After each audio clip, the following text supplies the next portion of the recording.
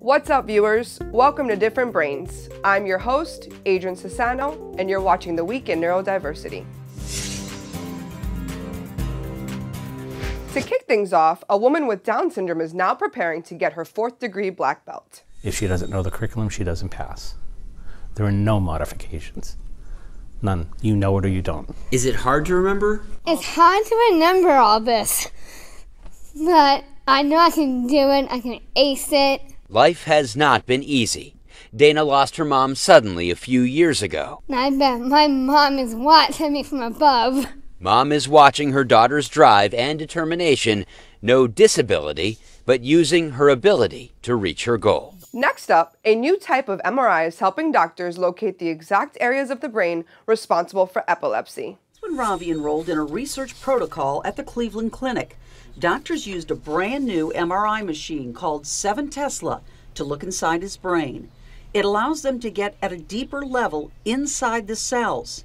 With the device, they located the faulty area that was causing Ravi's seizures, the one other doctors couldn't find. Coles is a supermarket in Australia that will now be having a quiet hour for families with a loved one on the autism spectrum. For an organisation like Coles to actually come on board and do some of that accommodating for us is just amazing. So some of the things that they're doing is dimming the lights to about 50%, no trolley collections in that time, so reducing the sound of those trolleys. None of those big pallets being wheeled across as well. Even the volume on the scan is pretty low. It kind of shows you just how much stimulation there is out there in a shopping experience. Researchers at the University of Minnesota are using eye exams to detect the early stages of Alzheimer's.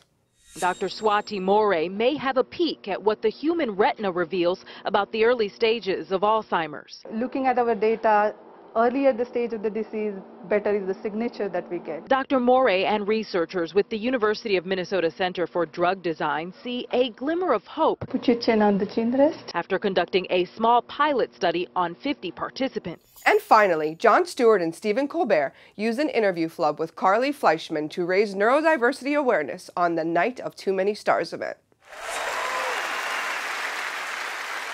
Hello. Well, it's a pleasure to be here. Carly, nice to meet you. Because she is a brilliant interviewer and a really funny person, and people with autism have challenges and obstacles to get through. I mean, imagine if you had a little bit of something to do with, paper, little paper that you love to tear, and maybe an earlier in the show thought it would be funny to shoot golden confetti onto the stage. And while you're here at Different Brains, be sure to check out some of our other content, like Exploring Different Brains with Dr. Hacky Reitman and the Spectrumly Speaking podcast, hosted by Becca Laurie and Dr. Catherine Cody. That wraps it up for this episode. Which story caught your eye the most? Be sure to let us know in the comments, and don't forget to subscribe.